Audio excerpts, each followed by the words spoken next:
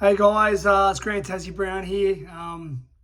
So I'm thinking about giving regular updates about my opinions and thoughts on the world of boxing, the good and the bad, and also a bit about past legends of the sport, which I feel like they sometimes get unforgotten. You know, the true, the legends that paved the way for the Mayweathers and the Terence Crawfords and the Gervonta Davises of today, So I want to sort of touch on them because seeing a lot of guys I meet, a lot of people I've talked about boxing lately don't know Alexis Aguayo or Terry Norris or Salvador Sanchez or Carlos Arate or Harry Greb, you know what I mean? So I want to really talk about them guys. But first of all, I want to talk about, can't believe the Bud Crawford, Errol Spence fight. The pay-per-views were, like 600 something thousand, way down from Ryan Garcia and Gervonta Tank Davis, which, I know Ryan Garcia is a bit of a social media star, and Tank Davis has a bit of a, obviously, great fighter and had the hip hop culture and all that behind him. But I mean, they weren't even fighting for a title. And Ryan Garcia has never fought for a title or held a title. Gervonta, his resume still is a bit, average. Great fighter, probably could be anyone, but he hasn't fought a Lomachenko or Haney or Shakur. So, but I mean, and then you got Errol Spence and Bud Crawford, both undefeated in their prime for all the belts, undisputed, and the most pretty much on paper, even though it was a blowout, which we didn't expect. I don't know if anyone predicted it. I didn't. I tipped Bud to win, but not like that, if you're being honest. But I mean, how can, the undisputed championship, probably the most really even fight on paper in the last 10 years, or more. I mean, Mayweather Pacquiao was past their best. That wasn't what it was meant to be.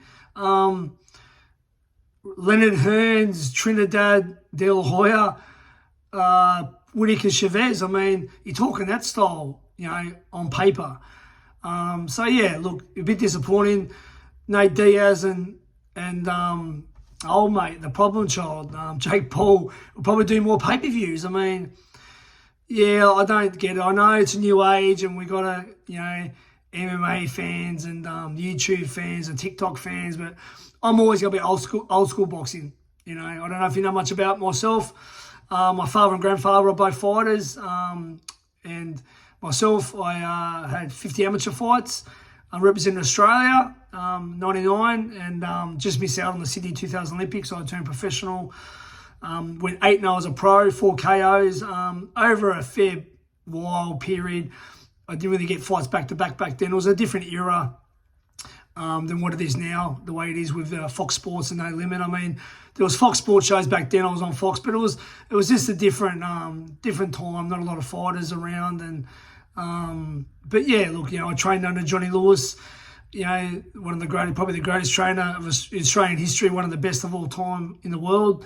I got to train alongside Costa Zoo every day, and Justin Rousseau, Lamont Ledoux, Jimmy Reynolds, great amateurs as well.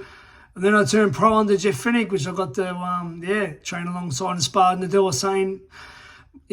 Sparred Skinny very, very often, which my brain cells are probably aren't there because of him.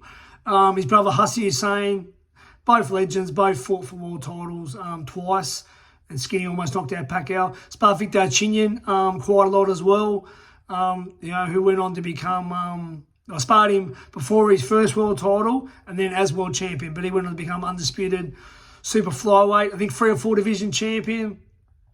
Lamont to do Billy the Kid Dib, Anthony Mundine. So I got to share the ring with all them guys. Daniel Gill, who was the state captain in a Tasmanian team when we were young. So, I've been around the sport all my life. Wasn't the greatest fighter. I'm not going to get on here and say I'm the best thing ever. But, on my best day, I could give anyone a good run for their money. And, and the main thing is respect from your peers. So, Johnny Lewis's, Billy Hussain, I train under Billy Hussain as well, who's my dear friend. We speak about 3 hours sometimes a day on the phone. He's my mentor. I love Billy so much and all the Hussain family.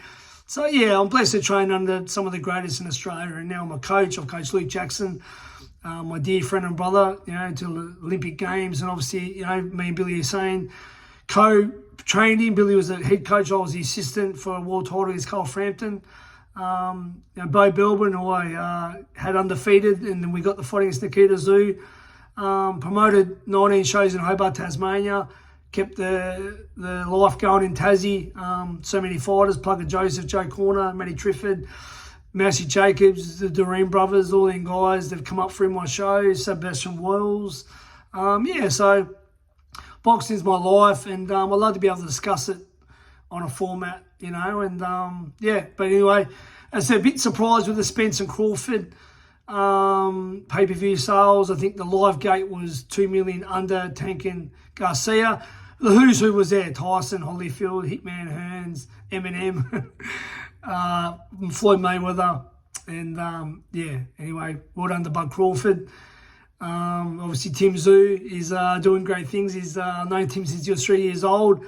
I used to be able to spar his dad back before Costa fought Vince Phillips in 97. I sparred him twice. He went easy on me, thank God.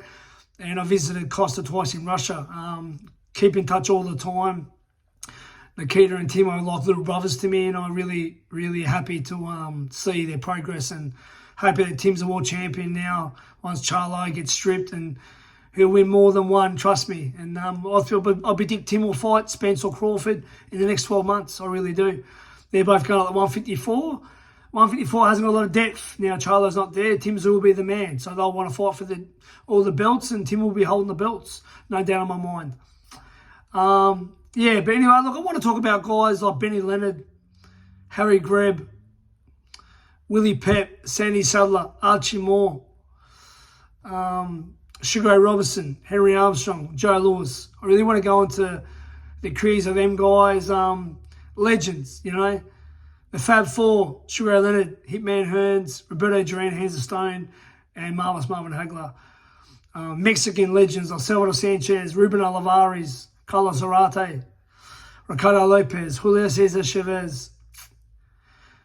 American greats, Pernell Whitaker, the 84 Olympic team, Mildred Taylor, Pernell Whitaker, Vanna Holyfield, Virgil Hill, Mark Breland, who probably one of the greatest amateurs of all time. He won the most Golden Gloves in New York ever. Vanna Holyfield, Tyrell Biggs, unbelievable. The guys that have, that have come along in boxing and that don't get spoken about. I mean, if you don't know none of them names, I just mentioned guys, and I'm not, being, sarcastic, but you don't know boxing because you got to know your history before you talk about the future. You can talk about the current fighters, that's fine, but you got to know the legends. And I mean, you can't get much more than that. I mean, I got to meet Roberto Duran and Julio Cesar Chavez only last year on the same day.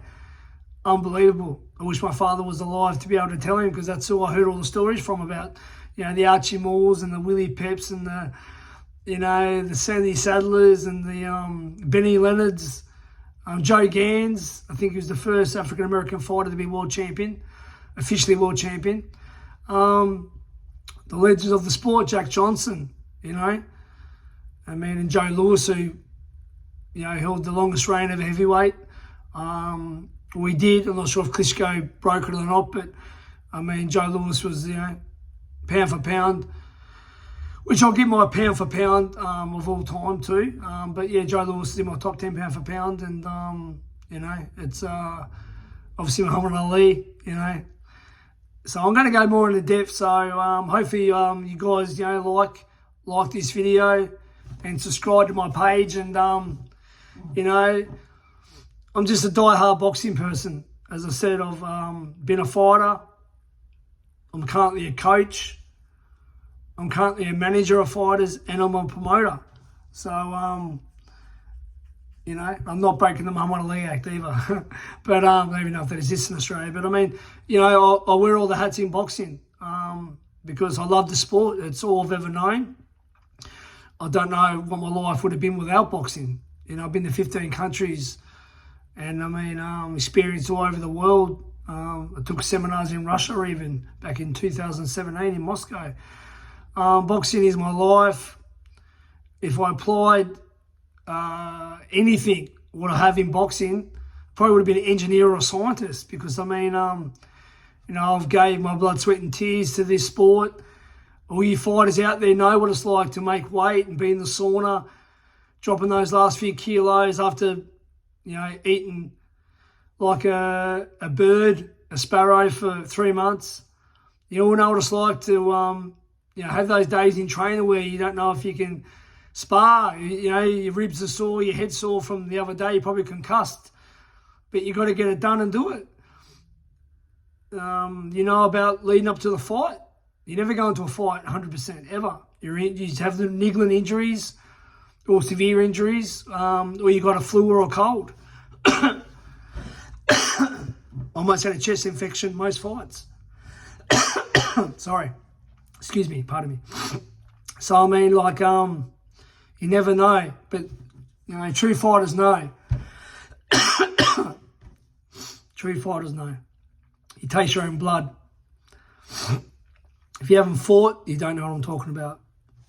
See you soon, guys.